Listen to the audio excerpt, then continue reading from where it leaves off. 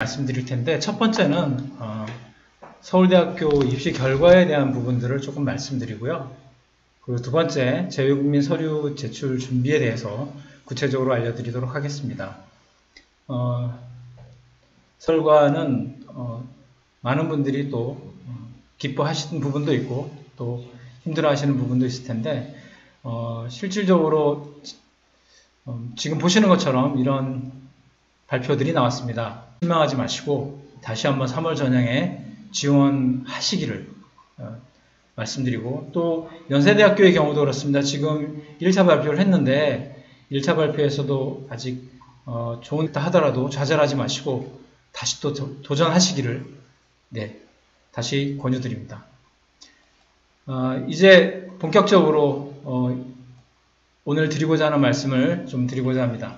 이 화면에 나오는 것은 중앙대학교 화면입니다. 올해 3월 입학에 21년도 3월 입학에 관련된 특별 전형 원서 접수 일정, 서류 제출 일정을 지금 나타내고 있는데요. 어머님들이 이렇게 보시면 원서 접수 기간과 그 다음에 서류 제출입니다. 두 날짜가 다른 것은 원서 접수 방법과 서류 제출 방법이 다르기 때문이죠. 대부분은 원서만 생각하시고 서류 접수를 좀 고민 안 하신다든지, 또는 서류 접수만 너무 집중하시다 보니까 원서 접수 일정 놓치신다든지 그런 경우들이 좀 있습니다. 그래서 두 날짜를 반드시 확인하시고 원서 접수하고 서류 제출 일정에서 기록해 두시길 바랍니다. 특히 어떤 대학의 경우에는 서류 제출을 먼저 하고 난 다음에 그 다음 원서 제출을 또 있습니다. 그래서 그런 부분들까지 고민들을 이렇게 원서에다가 기록하는 부분이고요. 사진 찍는 학생의 사진 이런 것도 거기에다 들어갑니다. 이런 부분들을 하는 게 원서 접수, 인터넷을 통한 방법이고요. 서류는 학생들이 가지고 있는 성적 증명서라든가 그 다음에 재학 증명서, 졸업 증명서 이런 등등의 인터넷으로는 접수할 수 없는 그런 서류들을 직접 해서 종이로 만들어진 서류를 제출하는 겁니다. 그래서 아까 말씀드린 것처럼 우편으로 접수해야 한다라는 말씀을 드린 거죠. 물론 학교에 따라서는 우편으로 접수할 수도 있고 온라인으로 다 받는 경우도 있습니다. 그래서 이 두 부분들을 구분해서 봅니다. 그래서 이제 제출 서류에 대해서 구체적으로 좀 말씀드리겠습니다. 지금 보시면 지원 자격 심사 신청서의 경우는 어떤 학교는 인터넷상에서 만들어지지 않고 학교의 입학처에서 이렇게 다운로드를 받아서 직접 작성해야 되는 경우도 있습니다. 대표적인 학교가 연세대학교인데, 연세대학교 걸 보시면 이런 게 나와요. 지금 보시면 목록표 이런 게 나오죠. 여기 수학기간 목록표에 보면 학생이 어떤 학교를 다녔는지, 그 다음 그 학교가 어느 나라에 있는지 수도 있고요. 또 어떤 부분은 이렇게 중복이 될 수도 있습니다. 이렇게 다 표현해서 학교 다녔다라는 게 다 표시를 해줘야 되는 게 수학기간 목록표예요. 아까 말씀드린 것처럼 이 표가 인터넷에서 직접 작성돼서 컴퓨터가 알아서 작성했지만 지금 연대처럼 따로 이렇게 개인이 작성을 해야 되는 경우도 있습니다. 이렇게 작성하면 맨 마지막으로 내가 몇 년 몇 개월을 다녔는지 나오는데, 지금 이 경우 같은 경우도 보시면 11년 2개월 밖에 없어요. 우리 아이는 다녔는데 왜 이거밖에 없을까라고 했을 때 이런 부분에서 차이가 생깁니다. 즉 학기가 끝나고 이동하면서 방학기간이라든지 이렇게 전출 나가는 기간 또는 전입되는 기간, 그 사이에 공백이 생기기 때문에 이게 12년이 꽉 다 안 채워져요. 물론 처음 입학해서 졸업할 때까지 한 학교를 쭉 다녔다, 그럴 경우에는 12년이 꽉 채워지겠지만 대부분 한 번 정도 이동한 학생들의 경우는 그렇지 않은 경우들이 많이 생깁니다. 이렇게 나오더라도 너무 당황하지 마시고요. 학생이 학교를 쭉 다녔다면 큰 문제는 없을 겁니다. 근데 이렇게 공란이 생긴다든지 중복이 생긴다든지 이럴 경우에 여기 보시면 특이사항에 이런 내용을 적어 주셔야 돼요. 어떤 내용인지, 중복인지 또는 월반인지 또는 누락인지 이런 부분들을 적어 주시고, 언제였는지, 기간은 얼마 동안이었는지, 어떤 이유 때문에 이런 일이 생겼다라고 하는 부분들을 꼭 적어 주셔야지 이 사정관들이 이걸 보고서 이해하실 수 있어요. 그리고 이렇게 누락된 기간이라든지 빠진 기간들에 대해서는 대학에서 학생들에게 또는 학부모님들에게 직접 전화해서 그 상황들을 확인하실 겁니다. 그래서 어머님들도 그래서 그 부분들을 잘 기억하셔 표시를 잘 꼼꼼하게 해주셔야 됩니다. 여기 기간에 잠깐 보시면 제가 지금 연도만 표시해 있는데 사실은 월까지 서류상에 전입이나 전출 날짜가 있다 그러면 그 기간도 적어주시는 것이 좋습니다. 그래서 이 표를 가능하면 꼼꼼하게 채워주시는데요. 간혹 이런 경우가 있어요. 어머니, 우리 애가 언제쯤 왔는데 그 날짜가 정확하게는 모르겠어.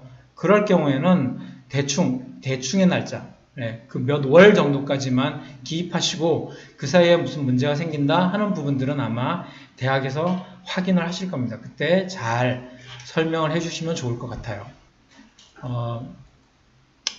외국 학교 조사표라는 게 있는데 외국 학교 조사표 여기도 보시면 학교 주소 그리고 팩스 전화번호 이런 것들이 쭉 써 있죠. 이런 부분들은 아까도 말했다시피 인터넷상에서 직접 만들어지는 경우도 있지만 지금 연세대학교처럼 일일이 적어야 된다. 이때 팩스 번호나 전화번호 또는 이메일 주소 중에 정확한 것들이 한두 개 정도는 반드시 있어야 됩니다. 우리 학교는 홈페이지가 없어요. 근데 그럴 경우에는 빈칸으로 두셔야죠.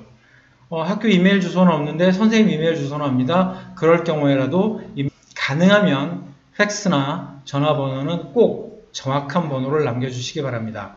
그리고 앞에 주소 같은 경우도 가능하면 영어로 적어주시면 더 좋고요.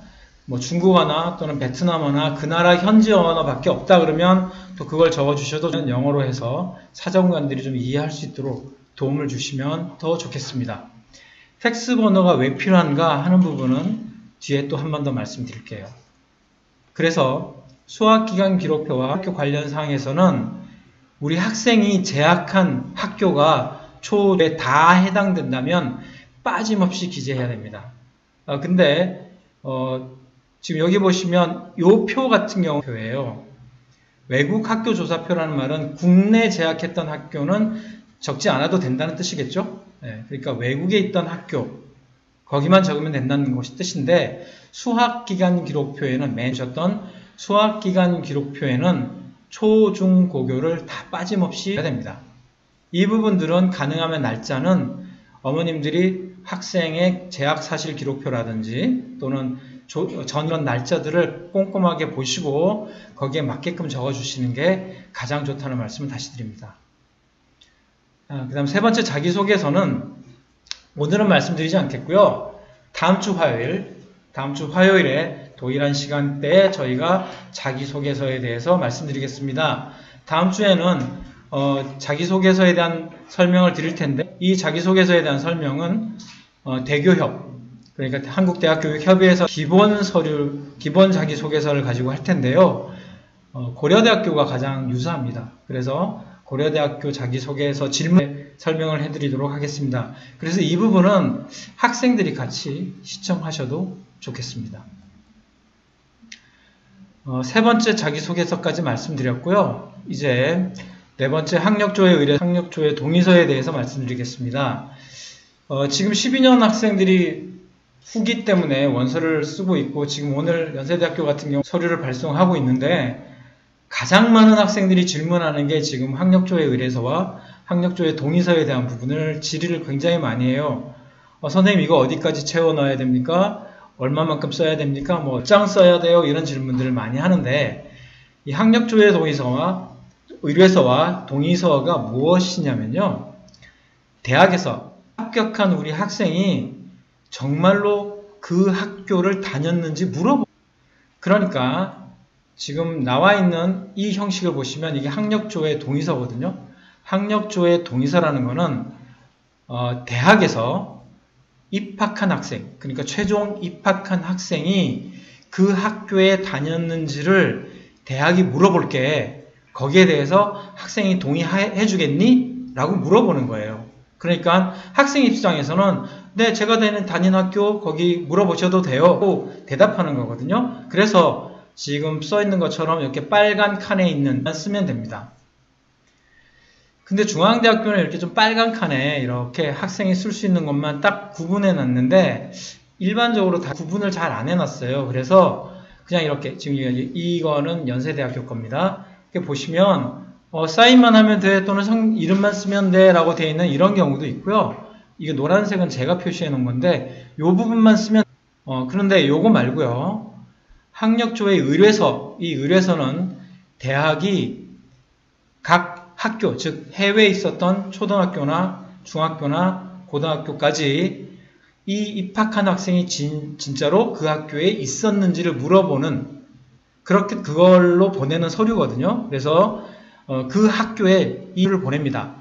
아까 제가 팩스 번호 중요하다고 말씀드렸던 이유가 이런 의뢰서를 각 학교에 팩스로 보내요. 팩스로 보내서 그 학생이 그 학교에 재학했습니까를 물어보는 겁니다. 그래서 물어보면 당연히 학교 측에서는 있었어요, 재학했어요 라고 하면 재학해라고 해서 표시해서 다시 대학 측으로 보내는 거거든요. 그게 의뢰서인데 지금 여기 중앙대학교 같은 경우도 사실은 잘 설명해놨죠. 이렇게 테두리를 해서 학생들이 쓸 수 있게 해놨습니다. 근데 연세대학교 거에 보면 여기 지원자 작성란에만 기재합니다 라고 써놨음에도 불구하고 밑에 칸에 보면 해외학교 학적 담당자가 작성합니다 라고 써놓으니까 학생들이 그러면 우리 학교에 학적 담당 선생님이 이걸 쓰셔야 되는 것 아닌가 라고 문의를. 그러니까 그게 아니고요. 위에 지금 여기 있는 빈칸, 하얗게 되어 있는 이 빈칸만 작성해서 대학에 제출하면 대학이 이 서류를 그대로 초, 중, 고등학교에 보냅니다. 이렇게 보내면 그 학교에서 받아서 지금 이 부분들을 다 작성해서 다시 대학으로 회신을 보내요. 팩스를 통해서. 그래서 이 친구가 정말 우리 학교에 재학했었습니다 라고 얘기해 주는 겁니다. 그래서 우리 친구들이 실제로 해외에서 재외국민의 자격을 가지고 있었다라는 것을 확인하는 방법입니다. 헷갈리지 않으셨으면 좋겠고요. 네, 졸업, 재학, 성적 증명서에 대해서 말씀드리겠습니다.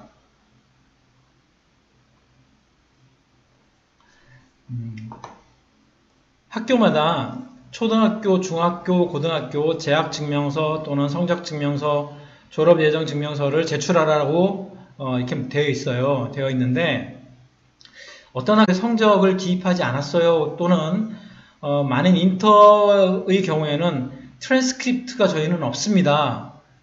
그래서 스쿨 리포트라고 하는 형식밖에 없습니다. 어떻게 해야 되나요? 네, 다 괜찮습니다. 트랜스크립트를 내셔도 되고요.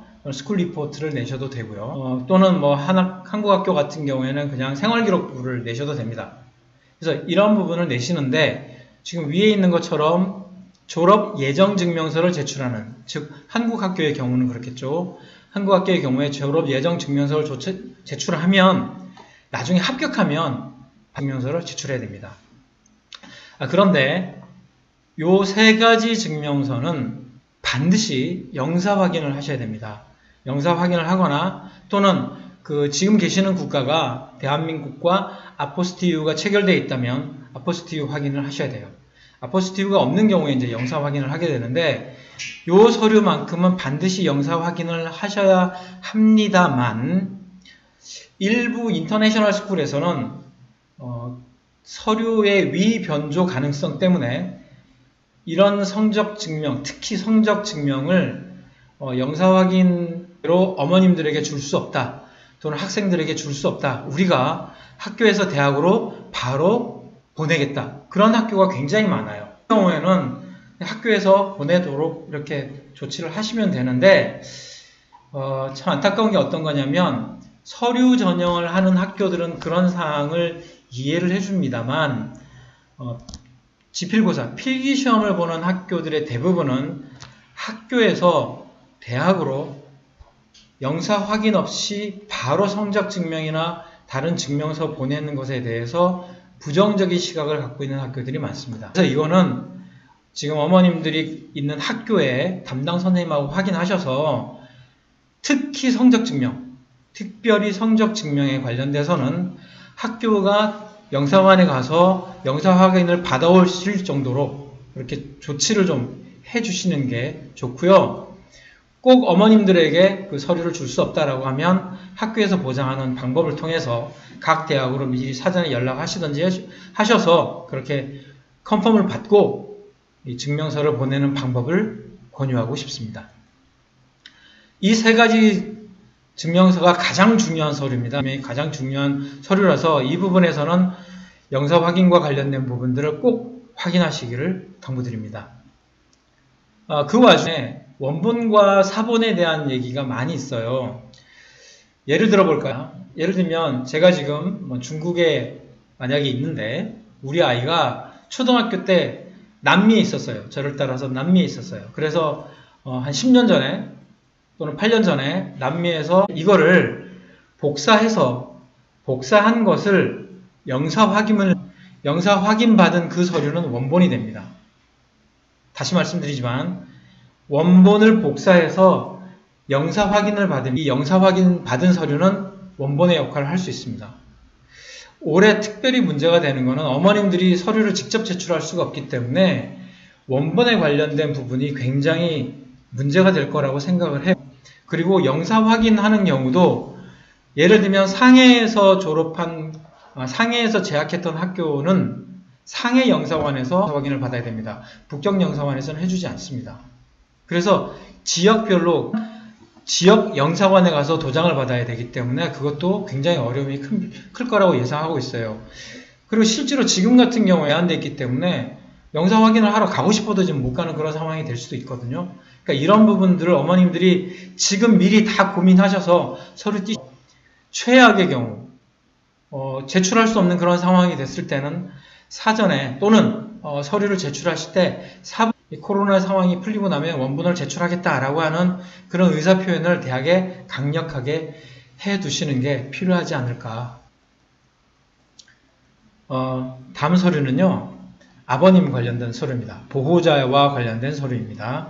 보호자 관련된 이 7번부터 10번까지의 서류가 대부분의 서류를 차지하는데 7, 8, 9번은 원이신 아버님들에게 해당되는 서류고요.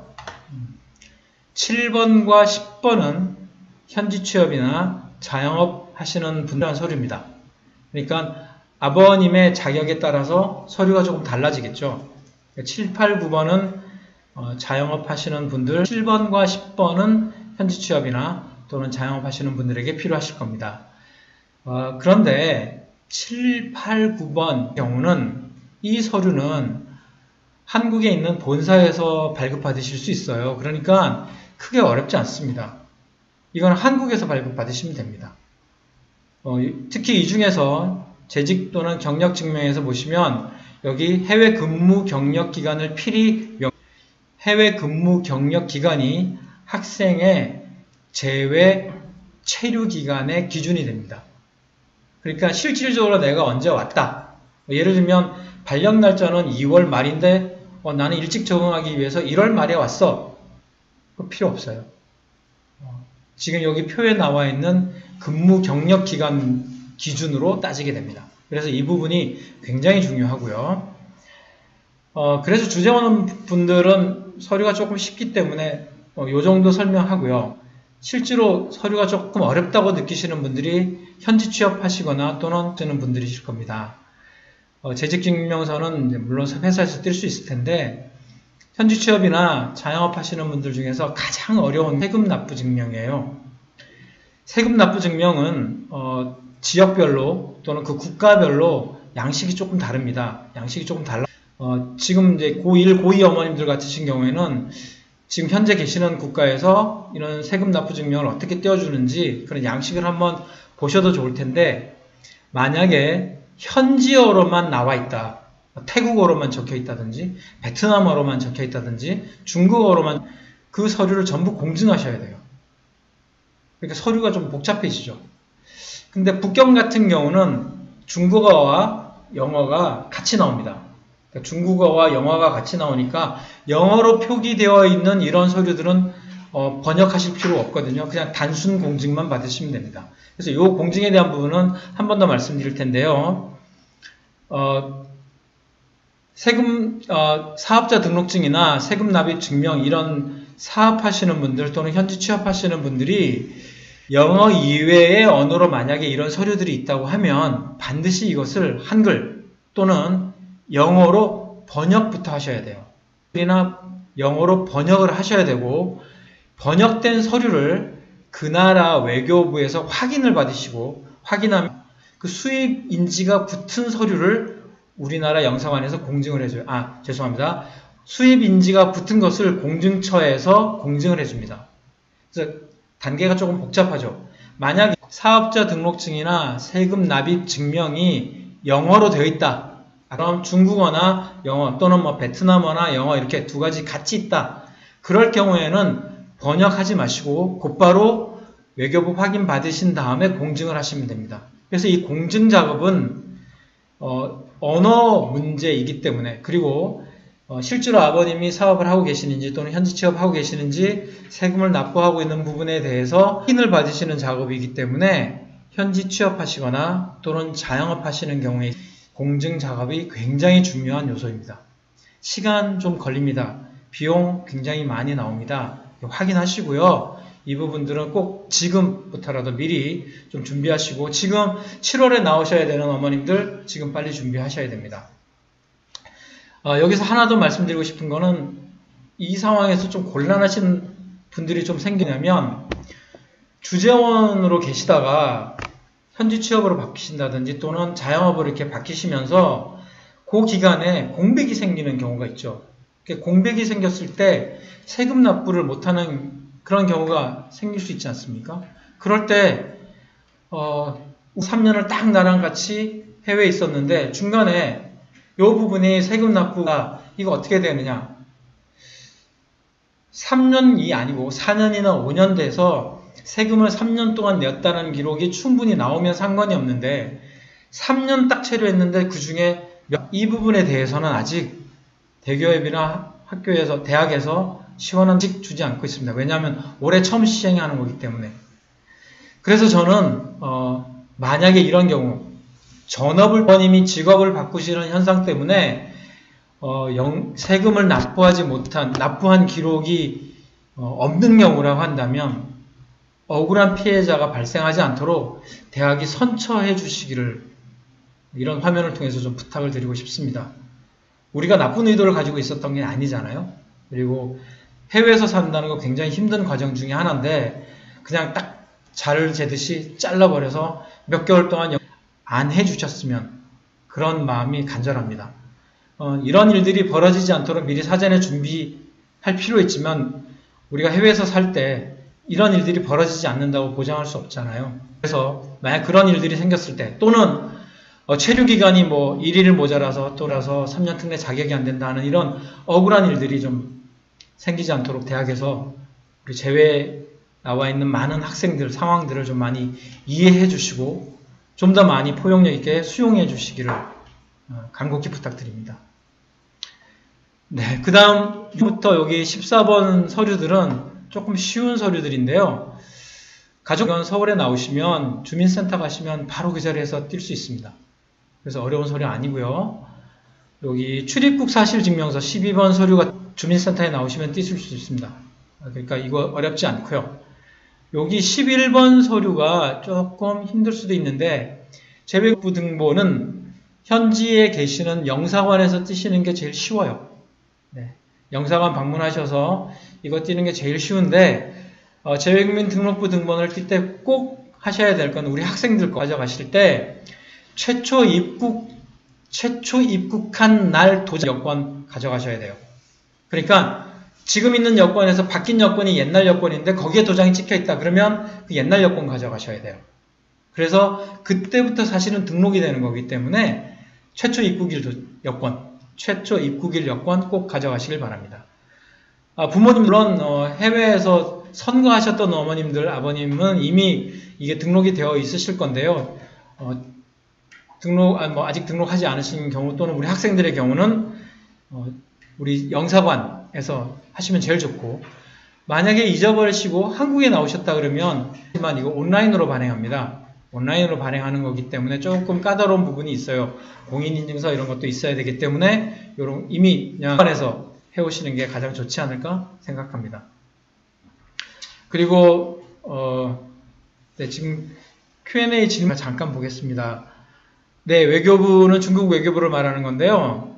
중국에 계신 어머님들, 중국 외교부인데, 하시는 분한테 어차피 우리 서류 맡겨야 되거든요. 우리가 직접 뛰어다닐 수도 있지만, 공증하시는 분한테 서류 맡겨야 되니까, 그분한테 외교부 인증하고 하면 비용이 첨부되고 아마 해줄 겁니다.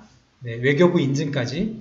그렇게 해달라고 하셔서, 외교부 인증, 그리고 안에 가서 확인, 다시 말씀드릴게요. 외교부 인증, 그 다음에 공증처에 가서 공증받는 거를 한꺼번에 맡기시면 제일 편합니다. 물론 뭐 내가 직접 하겠어 그럴 경우에도 중국 외교부를 가셔야 됩니다. 중국 외교부에 이 부분에 대해서 문의하시면 거기에 대한 답을 주실 것 같아요. 이번 사실증명 발급 신청 위임장인 건 어떤 거냐면요. 대학마다 조금씩 다른데 이렇게 해서 주는 경우들이 있습니다. 이 경우는 어떤 경우냐면 출입국 증명을 출입국 사실 증명을 주지 않더라도 대학에서 이걸 한번 우리가 확인해 볼게.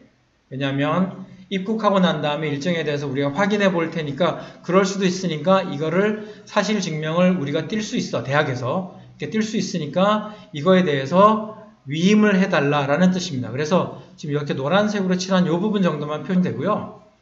여기 제가 위임했다라는 것만 쓰시면 됩니다. 근데 신청인은 제가 아니에요. 내가 아니고 이거는 대학이 하는 겁니다. 대학이 이 서류를 띄는 거니까 노란색으로 칠해진 이 부분만 제출하면 되겠습니다. 사유서에 대한 부분입니다.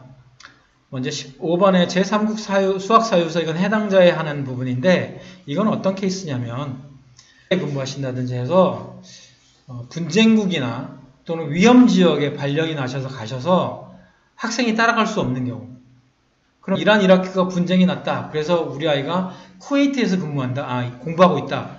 그럴 경우에 쓰는 게 제3국 수학사유서예요. 그러니까 엄마 해외에 있으면 전혀 해당 사항이 없죠. 그러니까 넘어가고요. 16번의 사유서는 지금 밑에 있던 그런 양식입니다. 이거는 고려대학교 양식인데 보시면 학기 누락이나 중복, 월반, 휴학, 조기 졸업, 국내 체류 뭐 이런 부분들에 대한 사유가 있다. 그러면 여기 사유서를 작성하라는 건데 누가 쓰느냐? 어머님이 쓰시면 됩니다. 아버님셔도 되고요.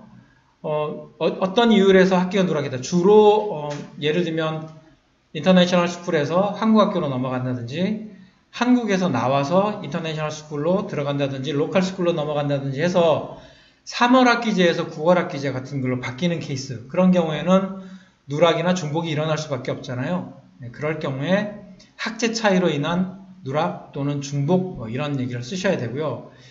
월반이라고 하는 거는 한 학기라기보다는 두 학기 이상을 월반이라고 합니다. 이거는 본인이 사유서를 쓰는 것도 필요하지만 반드시 학교에서 어떠한 이유로 월반을 했다라고 하는 사유서가 반드시 있어야 됩니다. 이거는.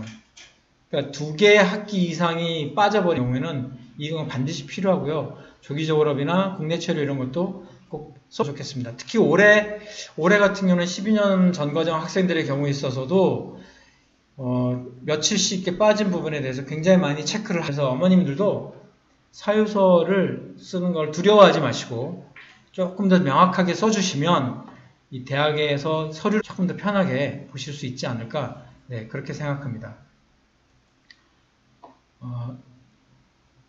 거의 마지막을 가고 있네요. 20번, 21번 사실 같은 건데요. 같은 내용입니다. 학업 능력 입증 서류라는 거를 제출해야 되는데 이게 각 학교마다 서류 평가하는 학교들은 이와 비슷한 형태의 이런 항목이 있어요. 제목은 다 다르고 뭐 기타 서류라고 할 수도 있고 학교 생활 보충 자료 뭐 여러 가지 이름으로 이렇게 나와 있는데 3특의 경우는 연대를 제외하고 나머지 학교는 대부분 10매에서 15매 10장에서 15장 정도만 제출을 규제하고 있습니다. 그래서 이 정도 사항만 있고요. 이 사항에 대해서는 서류를 직접 이렇게 생겼습니다. 요거는 중앙대학교 건데요.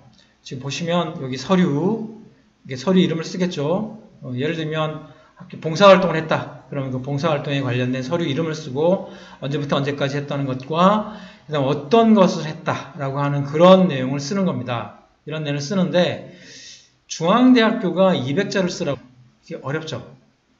그래서 자기소개서에 쓰는 것과 비슷한 내용을 이렇게 쓰기도 합니다. 근데 중앙대학교가 이렇게 200자를 쓰라고 얘기를 하고 학교들은 그렇게 뭐 많이 쓰라는 얘기도 규제도 별로 없고 또 학생들이 또 많이 쓰지도 못하고요. 중앙대학교가 15매로 가장 많기는 합니다. 근데 이렇게 생긴 것도 있지만 이렇게 생긴 것도 있다. 요거는 고려대학교 겁니다. 고려대학교 건데 이름이 활동증명서류라는 이름으로 되어 있고 이렇게 되어 있는데 여기 양식이 조금 더 바뀔 겁니다.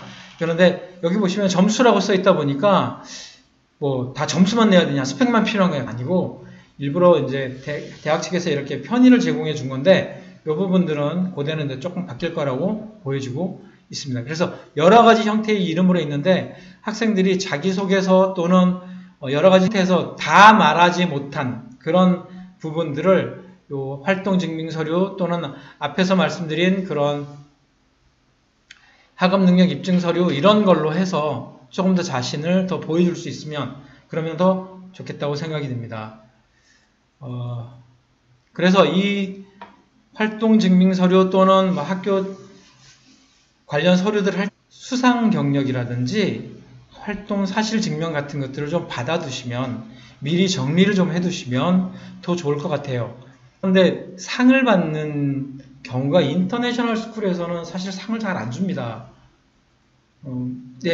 그리고 특별히 뭐 저희들이 우스갯소리처럼 얘기하지만 뭐 중국에 계신 어머님들은 많이 아시지만 돈 많은 중국 사람들에게 상을 주는 그런 일들이 비일비재하죠. 왜냐하면 학교에서 기부금, 도네이션 이런 걸 바라는 경우도 많고요. 그래서 우리 한국 학생들이 상을 받는 경우가 많지 않은데 그래도 좀 상을 받는다면 그런 것들 정리 좀 해주시면 좋겠고요. 이 활동사실 같은 경우에도 IB 하는 학생들은 CAS를 하지만 그렇지 AP 학교나 다른 학교는 그런 규격화된 어떤 부분들이 없으니까 미리 개인적으로 좀 정리를 좀 해두시면 좋겠습니다. 근데 제가 여기 학교 직인이라고 이렇게 써 있잖아요. 요거 어떤 뜻이냐면요. 아까 말씀드린 영사 확인하는 것하고 학교 직인 받는 게 조금 다른데 학교에서 성적 증명, 뭐 재학 증명 이런 거는 학교에서 도장도 찍고 그리고 영사 확인도 하고 다 해요. 근데 예를 들면 봉사활동을 했다든지 상을 받았다든지 이런 게 이제 학교 도장에 찍혀 있는 것도 있지만 학교 도장이 없는 것도 있잖아요. 그러니까 그런 경우는 이제 학교에서 선생님들이 또는 담당자가 도장을 좀 찍어주시면 좋은데 그러다 보니까 어떤 부작용이 좀 생기냐면 전혀 학교와 상관없는 서류를 들고 와서 학교에서 이거 찍어주세요 그런다고요. 근데 학교 입장에서는 그럴 수가 없잖아요. 뭐 예를 들면 어디 밖에서 봉사활동을 했는데 학교하고는 전혀 무관한 봉사활동을 했는데 이거 도장 찍어주세요 그러면 학교에서 도장을 찍어줄 리가 없죠. 그러니까 그럴 경우에는 원래 그 서류를 발급했던 곳이나 봉사활동을 했던 곳에 가서 도장을 받으시는 게 원칙입니다. 그래서 제출하셔야 되고요. 만약 그게 안 된다 그러면 그냥 있는 그대로 제출하셔도 무방합니다. 다만 말씀드린 것처럼 이런 모든 활동들이 사실은 학교를 기반으로 해서 이루어지면 학교 직인을 받는 것이나 여러 가지 사실에서 어려움이 없을 거라는 그런 생각이 좀 들어요. 마지막입니다. 마지막 교사 추천서하고 스쿨 칼렌더 이거를 제출하라라고 되어 있는데 먼저 스쿨 칼렌더 같은 경우는 지금 여기 나와 있는 것처럼 학교가 언제 시작했느냐 언제 마쳤느냐 이제 그거 알아보기 위한 건데 꼭 올해 거 아니라도 예전에 있었던 거라든지 아니면 지금 옛날 거 내야 되는데 옛날 자료가 없다 그럴 경우에는 지금 그 학교 홈페이지에 있는 학교 일정표 이런 거 제출하셔도 그 크게 불이익을 받을 이유가 별로 없습니다. 교사 추천서는 지금 여기 보시면 제출 희망자라고 써있지만 어떤 학교는 필수이고 어떤 학교는 낼 필요 없다라고 되어 있고 또 어떤 학교는 희망자에 한해서 내라 이렇게 다르기 때문에 이건 학교별로 좀 확인하셔야 되고요. 그 다음에 본교 양식을 사용하라고 얘기하지만 우리 선생님들이 연락이 안 되거나 또는 뭐 양식 사용하시기를 좀 안 하시거나 뭐 그러는 거 이런 거는 전부 해당 학교 양식 해당 학교 양식이라는 게 있는 학교도 있고 없는 학교도 있잖아요. 그래서 주로 편지 형식으로 써도 전혀 무방합니다. 그래서 이제 추천서는 사실 두 종류가 있습니다. 근데 카운셀러가 쓰는 추천서가 있고 교사가 쓰는 추천서가 있는데 카운셀러가 없는 경우에는 카운셀러 역할을 하는 선생님이 쓰셔도 되고요. 이렇게 두 개로 나눠놨냐면 서울대나 연대 같은 경우는 이게 구분해서 두 가지를 제출하라고 돼 있어요. 구분해서. 근데 이제 서울대와 연대가 아니라고 하면 그냥 한 분 추천서만 제출하시면 됩니다. 그래서 추천서에 관련돼서 어느 분이 써주시는 게 제일 좋냐는 질문들 많이 하시는데, 지난번 방송에도 제가 말씀드렸다시피 그냥 자기를 제일 잘하는 학생, 잘 아는 선생님이 써주시는 게 제일 좋습니다. 네. 선생님들이 어떤 말 하실지 잘 모르잖아요. 네. 그래서 자기를 제일 잘 알고, 아주 좋은 거는 선생님께서 이렇게 학생 불러서 내가 너 추천서 써주면 안 되겠니? 네, 그런 경우가 가장 좋은 케이스라고 볼 수 있죠.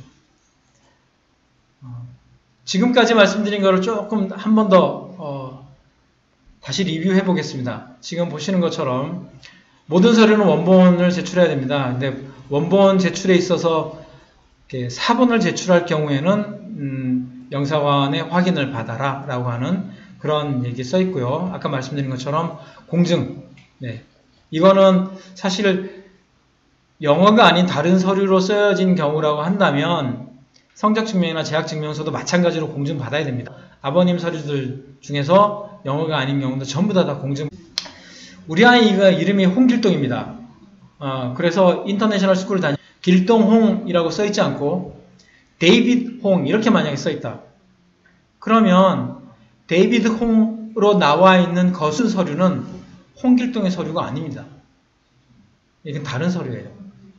그러니까 만약 학교에서 데이비드 홍이라고 써놨으면 이게 전부 다 바꾸셔야 돼요. 근데 만약에 바꿀 수 없는 상황이다라고 한다면 학교에서 데이비드 홍이 같은 사람이다 라고 하는 것을 증명해 주셔야 돼요. 그러니까 이 부분 좀 보시고요. 다른 친구의 서류가 됩니다.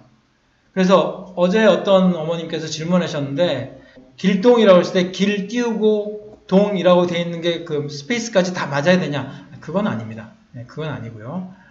그 다음 서류를 제출하실 때는 반드시 우측 상단에 수험번호를 꼭 기입하시고 제출하셔야 됩니다. 요거는 학교마다 조금 다른데 수험번호를 생년월일 쓰라는 것도 있고 이름 쓰라는 것도 있고 하니까 반드시 여기 수험번호 꼭 기억하시고 모든 서류에 이거 다 기입하셔야 됩니다.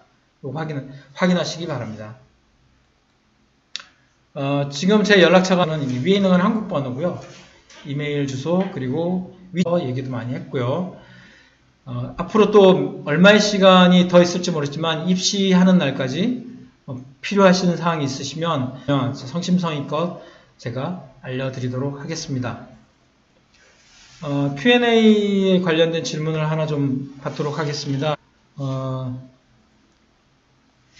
네, 재외국민 등록부 등본에 대한 질문 하셨는데요. 최초 긴 여권을 가져가야 되는 경우는 제일 처음 등록하는 경우만 그렇습니다.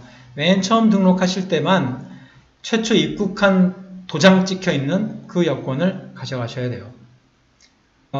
중국 현지 학교 다니는 학생들이 중문으로 서류를 받습니다. 네, 이게 참 어려워요. 그래서 어머님들이 중국 로컬 또는 뭐 베트남이나 다른 나라의 로컬 학교를 다니면서 서류에 영어가 없는 경우, 이거는 학교에다가 부탁하셔가지고 그 중국어 괄호 열고 영어를 이렇게 써달라고 그렇게 얘기를 하시는 게 제일 좋고요. 제일 비용 부담도 안 들고 가장 확실한 방법입니다.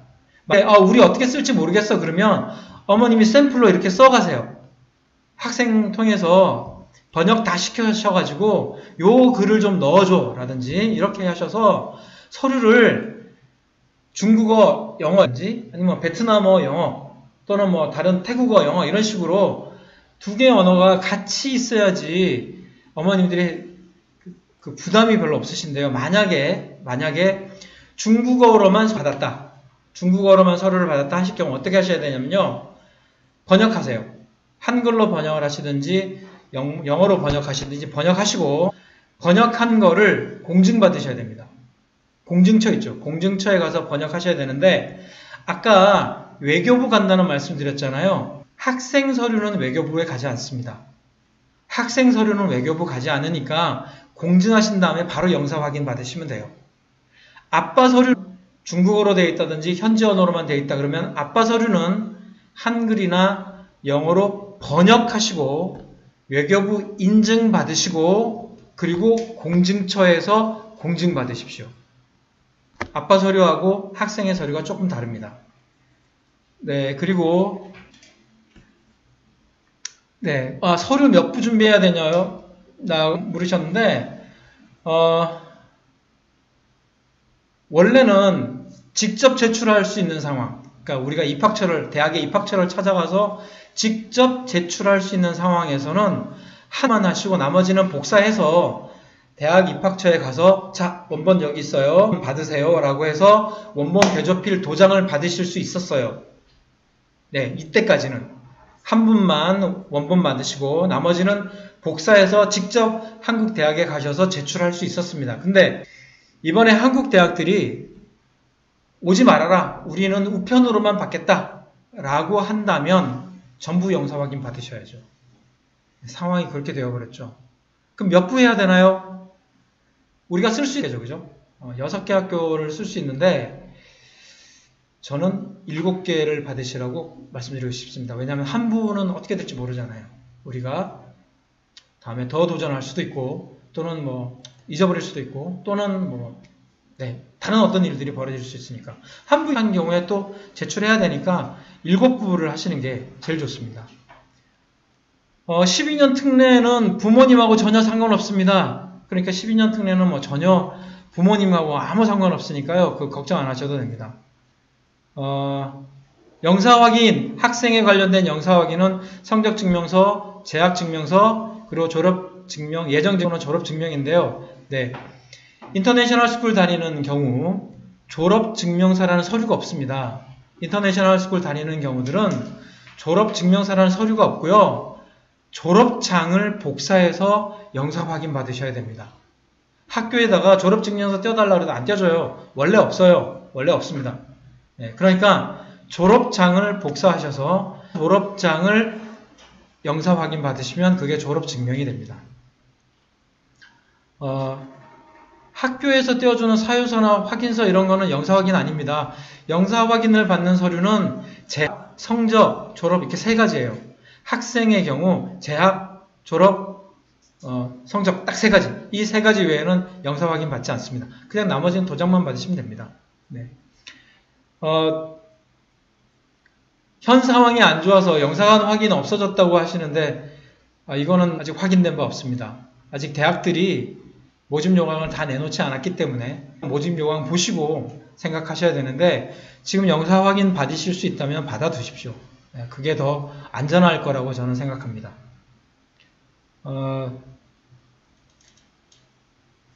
대외국민등록부 등본의 유효기간 따로 없습니다. 따로 없는데요. 대학에서 이렇게들 얘기하세요. 제출 3개월 전 정도로 띈 걸로 제출해 줬으면 좋겠다라고 되어 있습니다. 그걸 많이 권하는 편입니다. 그런데 이전에 띄었던 거라도 크게 문제가 되지는 않습니다. 네. 그리고 아까 때 다른 아버님이시네요. 기러기 아빠라고 지금 하셨는데 기러기 아빠는 올해부터 특례 자격이 안 됩니다. 양 부모님이 다 학생과 같이 해외에 있어야지 특례 자격이 됩니다. 안타깝습니다. 나머지 방법, 한국대학 가는 방법은 수시 전형이 있는데요. 한국대학 수시가 이렇게 편하지는 않아서 그건 정말 준비를 많이 하셔야 될 것 같습니다. 이 부분은 제 이메일이나 이런 부분을 연락 주시면 더 감사하겠습니다.